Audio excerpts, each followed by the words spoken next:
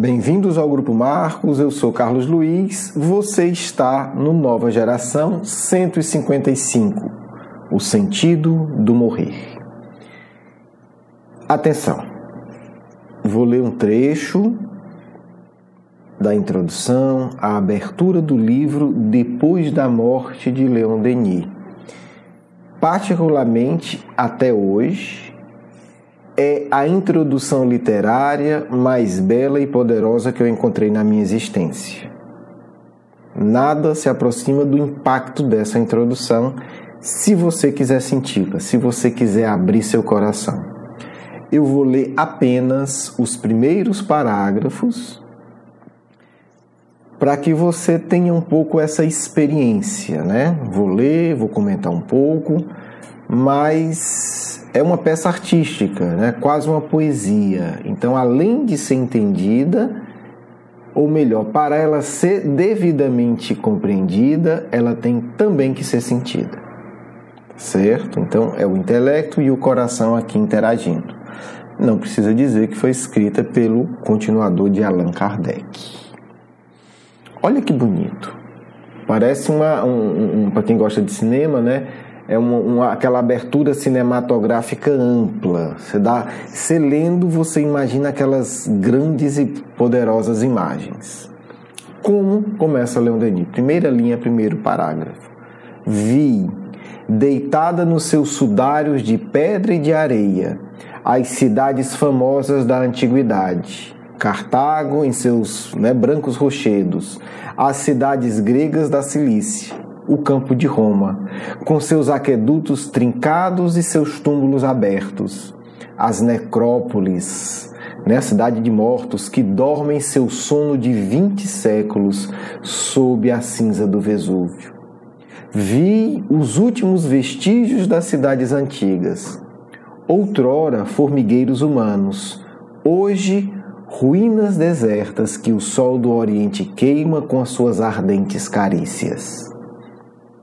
Estamos no primeiro parágrafo. Vamos para o segundo. Evoquei as multidões que se agitavam e viveram nesses lugares. Vi-as desfilar diante de meu pensamento, com as suas paixões que as consumiam, com os seus ódios e com seus amores, com as suas ambições desfalecidas, seus triunfos e derrotas. Fumaças, levadas pelo sopro dos tempos. E disse a mim mesmo: eis no que se transformaram os grandes povos. As capitais gigantes são algumas pedras amontoadas, montes desolados, sepulturas cobertas de sombra e por raquíticos vegetais, nos ramos dos quais o vento da tarde lança o seu lamento. A história gravou as vicissitudes de sua existência, suas grandiosidades passageiras, sua queda final, mas a terra tudo devorou. Quantas outras civilizações, cidades, cujos nomes são até desconhecidos? Quantas cidades, quantas raças, quantas civilizações jazem para sempre, abaixo do lençol profundo das águas, que outrora foi a superfície dos continentes tragados. Parágrafo seguinte, e eu me perguntava: por que essa agitação dos povos da terra?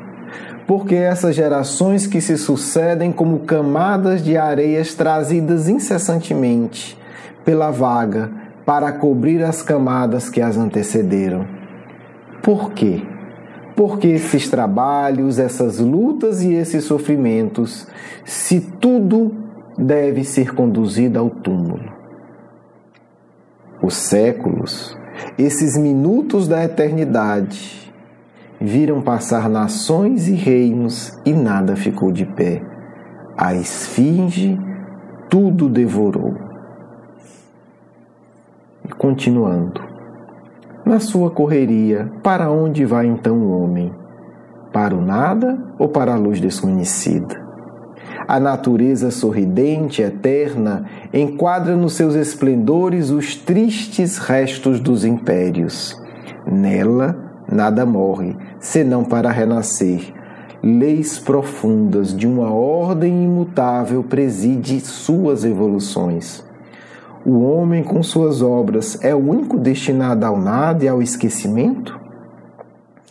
A impressão produzida pelo espetáculo das cidades mortas, encontrei-a ainda mais pungente. Ele vai mudar o tom agora.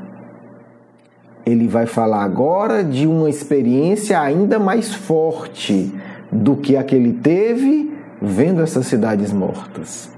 Que experiência é essa, né? Vou repetir aqui. A impressão produzida pelo espetáculo das cidades mortas, a mesma impressão ele a encontrou, só que ainda mais forte. Onde?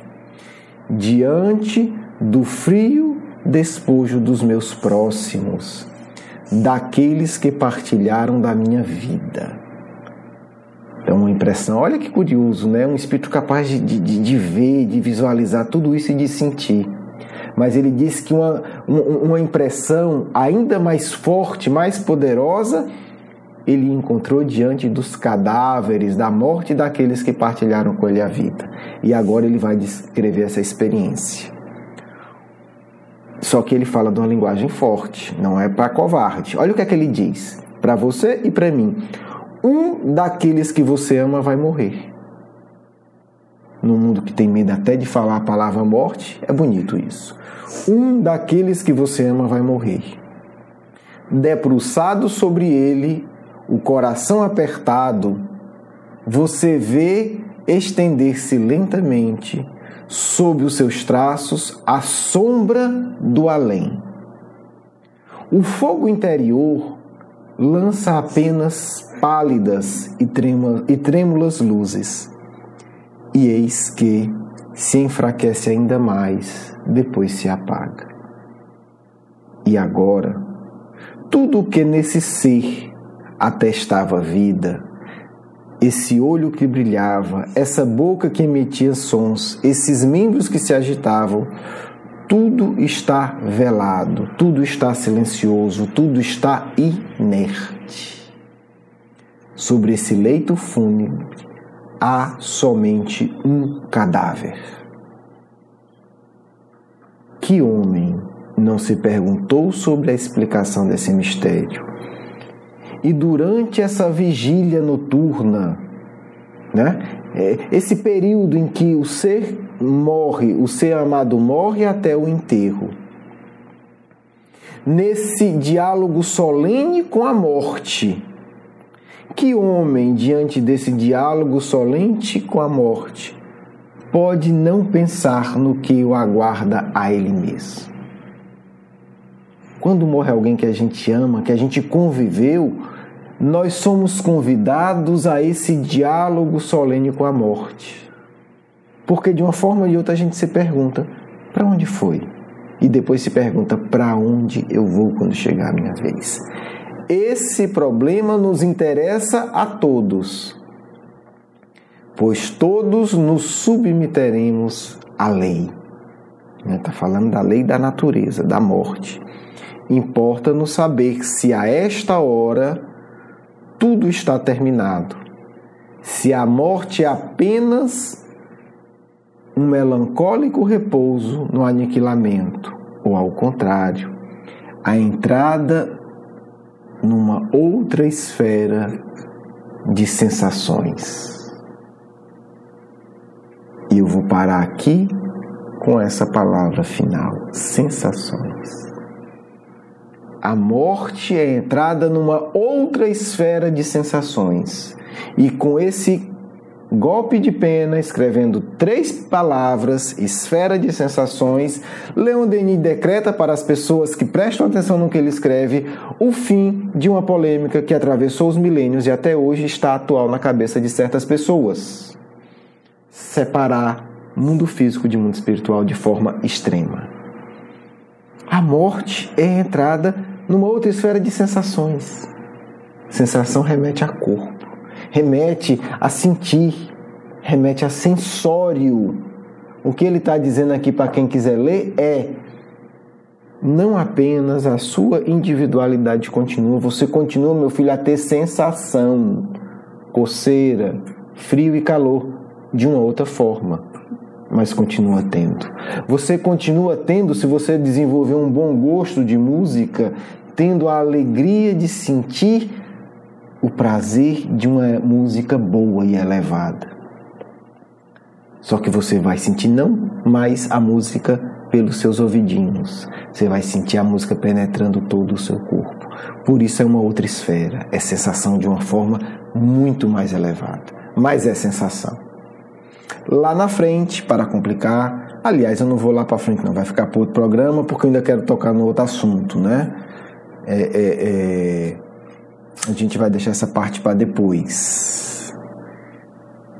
Vamos agora, né? Lá na frente ele vai falar das provas científicas da morte, né? Para não ficar em aberta a questão, mas vai levar para um outro tema e a gente vai deixar para depois. Apenas eu vou registrar que ele diz que as práticas do magnetismo, do hipnotismo e da sugestão são provas fundamentais para a morte. Está na introdução do Leon Denis e é importante só vocês saberem, porque tem muitas pessoas que acham que são espíritas e não são, porque espírita é seguidor de Kardec e de Denis, dizem que o magnetismo, que o hipnotismo, que a sugestão são coisas não espíritas. Denis diz que é. Kardec diz que era, então façam suas apostas em quem está certo. Mas eu não vou entrar nesse tema agora, ele vai citar vários estudiosos, vai merecer uma outra reflexão depois. Outra esfera de sensação. O que é que Denis está fazendo aqui? Ele está desenvolvendo o capítulo 3 de O Livro dos Espíritos, segunda parte, a alma após a morte. É isso, porque o espírito inteligente, ele não apenas repete, ele repete de uma maneira sintética e aprofunda, porque ele não é o repetidor de Kardec, ele é o continuador. Rapidamente, vamos trabalhar algumas questões aqui que é extraordinário, né? O bom humor sincero dos espíritos evoluídos é um dos capítulos especiais, é uma reflexão à parte da grandeza de O Livro dos Espíritos, mas já vocês vão entender o que eu estou dizendo quando a gente chegar na 152. Kardec vai indagar o seguinte, e aí eu vou sintetizar. Há uma grande ilusão de gente que não pesquisa na prática, fica só nas teorias belas, de como é que fica depois da morte. Então tem um sujeito que não acredita em nada, né? Ok? E tem uns que não acreditam no nada de forma elegante. Nós somos absorvidos pelo todo. Meu amigo, se eu e você não preservarmos alguma dimensão de individualidade, a gente se acabou. É simples assim. Não, mas você vai ser integrado, mas se eu não sei que eu sou, eu me acabei. Então a discussão é essa. Kardec vai perguntar: o que se torna a alma no instante da morte? Volta a ser espírito. Isto é, volta ao mundo dos espíritos que momentaneamente havia deixado. O que é que ele está dizendo aqui, gente? A nossa vida é no mundo espiritual. A gente está aqui para fazer um teste desagradável. A gente está na Terra para fazer uma espécie de exame de sangue, tratamento dentário. Não vai ser bom. Esse é o objetivo da encarnação. Provas difíceis. A nossa vida é lá, a nossa verdadeira casa é lá, o nosso jardim bonito está tudo lá, os nossos livros, ou o nosso acesso a uma biblioteca, tudo que presta está lá. A gente está aqui para fazer um troço desagradável. Depois a gente trabalha isso melhor. Mas não se iluda, ninguém vem na Terra para ser feliz. Só os tolos acreditam nisso. E nós não vamos ser tolos, né, gente? Estamos estudando espiritismo para quê? 150. A alma após a morte conserva a sua individualidade. Kardec é de uma grandeza e de uma praticidade assustadora. Porque, meu irmãozinho, se eu for eu, mas eu não souber que sou eu, e nem lembrar que sou eu, e nem preservar minhas características, eu morri. Sim, jamais a perde. Jamais. Jamais. Aí os espíritos fazem perguntas óbvias, né? Porque eles têm que fazer. Que seria ela se não a conservasse? Se eu perco minha individualidade, meu filho, eu morri. Não, mas continuou uma luzinha integrada. Mas eu sei que eu sou eu, não. Então eu morri. assim, e o povo viaja, não tem o que discutir. Né? Aí tem toda a interpretação errada, que a gente não vai entrar, de outras teorias do Oriente que são sábias, mas muitas vezes são mal interpretadas. A individualidade, o núcleo, o miolo, não perde. Eu posso até perder meu gosto de comer farinha e caranguejo, mas eu não perco quem eu sou. Eu posso mudar meu hábito, eu posso falar uma outra língua. Ok, mas eu continuo sendo eu. Da mesma forma que eu moro no Brasil. Se eu for para a Alemanha daqui a 30 anos, eu vou ter outros hábitos alimentares. É natural.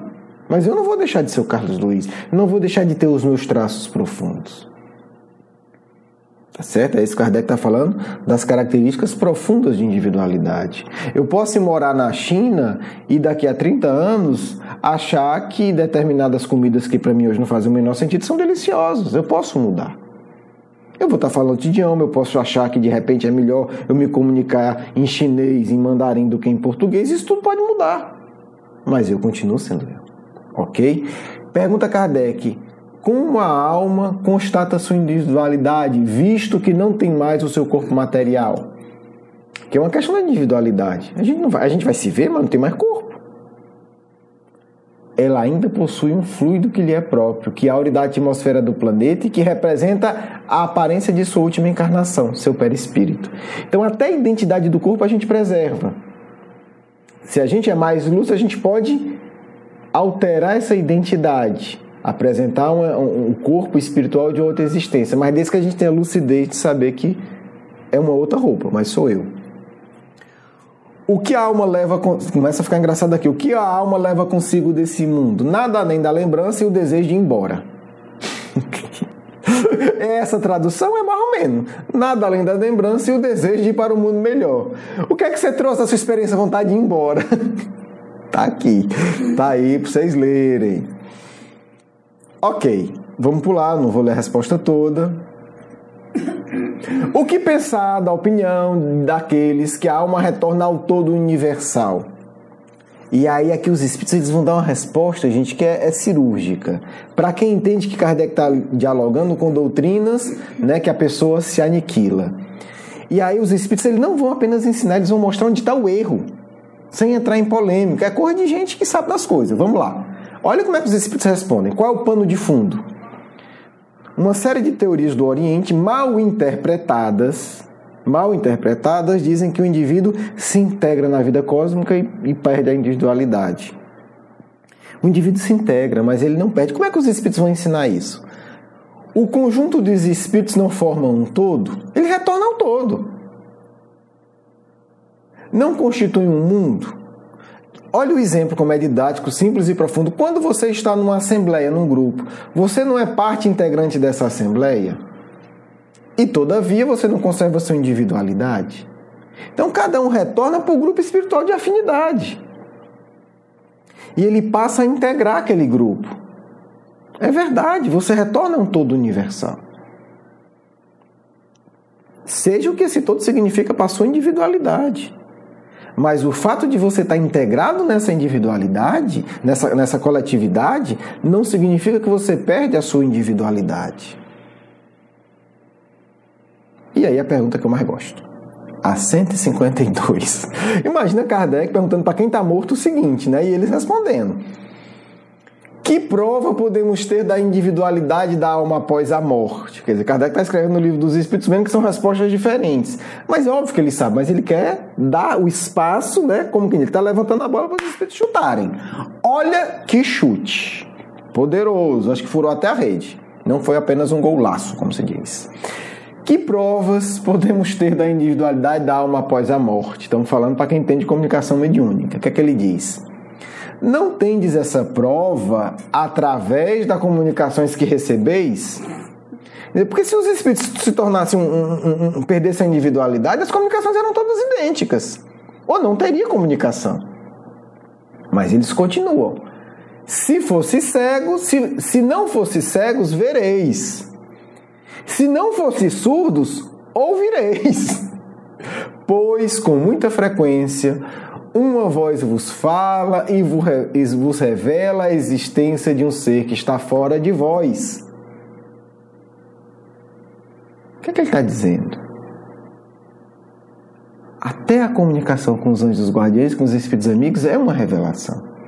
Porque são individualidades diferentes, além das comunicações mediúnicas. Então, todo o conjunto de comunicação mediúnica, psicografia, psicofonia, intuição, é uma prova que não dá para negar de individualidades.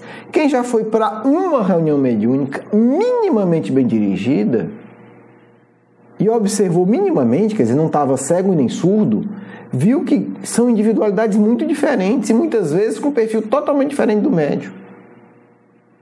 Eis a prova. Encerramos aqui, esticamos um pouco mais, porque eu achei que era fundamental a gente fazer essa grande abertura desse texto genial do Leon Denis, no qual eu destaco o último termo. A morte nos leva a uma outra esfera de sensações. Um grande abraço, um grande beijo no coração. Vamos para a nossa segunda parte. Filhos e filhas amados, que o Cristo se enterneça e derrame sobre nós sua misericórdia. A nós que buscamos fielmente nos aproximar desse coração que é todo amor e ternura, individualizado para cada um de nós. O Cristo não nos ama de forma igual. O Cristo nos ama considerando a beleza, a graça de nossa individualidade. O Cristo se diverte ao nos olhar e nos ver de uma forma muito específica, buscando a luz. O Cristo possui um aprendizado que vem da observação individual de bilhões de seres. E o nosso Mestre é capaz de ver uma beleza particular em cada um desses seres. Essa é uma das consequências do estudo de hoje. A individualidade.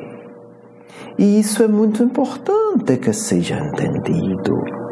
A nossa relação com o Mestre é uma relação de uma individualidade única no universo. Com um Mestre que é capaz de perceber todas as pequenas e grandes características que formam a nossa individualidade. Por isso nós podemos afirmar, tendo essa compreensão por base, que o Cristo vos ama porque conhece a tua individualidade. O Cristo jamais te confundirá com nenhum outro habitante do planeta, encarnado ou desencarnado. E ouso dizer, o Cristo te ama por conta da tua individualidade, porque o Mestre é capaz de ver a tua beleza, que é única. Portanto, não há comparação. Não há como comparar. O amor do Mestre não é um amor comparativo. Eu vou amar mais este espírito porque ele é assim, menos esse. Isso é amor limitado. O amor do Cristo é um amor que identifica traços espirituais únicos no universo e estabelece uma admiração. Você vai se assustar, mas o Cristo me admira? Claro que sim. Vamos fazer uma comparação. Se você é um espírito que já saiu da extrema grosseria, você é capaz de admirar coisas que são menores que você. Você é capaz de admirar uma formiga. Você é capaz de admirar um cachorro. Você é capaz de admirar um gato e amar. Então, o Cristo é capaz de lhe amar muito mais do que você é capaz de amar qualquer ser. porque Ele tem esse poder de identificar. O Cristo, para nos conduzir, fez um trabalho muito profundo de identificação da nossa individualidade e de despertar um amor particular por cada um de nós. Ele não seria o nosso mestre se assim não tivesse feito. Para nós isso é muito claro e óbvio. Um verdadeiro pai, uma verdadeira mãe é aquele que descobre motivos específicos para amar cada um dos filhos. Íntimos. Assim age o Cristo com cada um de nós. Portanto, filhos, a discussão vai muito além da preservação de uma individualidade após a morte. A discussão pega um ponto central. O Cristo conhece particularidades nossas e ama de forma totalmente única essas particularidades. Imagine que a aventura emocional de um espírito poder amar de forma particular dezenas de bilhões de seres. Isso nos empolga. Um dia chegaremos lá. Um dia seremos capazes de amar como Ele. Hoje a nossa tarefa é pedir para vocês que façam esse exercício. Busquem nos seres mais próximos ou do convívio de vocês qual a particularidade de cada ser que tem o poder de despertar o amor em seus corações. E assim estaremos nos tornando verdadeiros discípulos do nosso grande Mestre que nasceu em Nazaré. Paz a todos do amigo espiritual de sempre.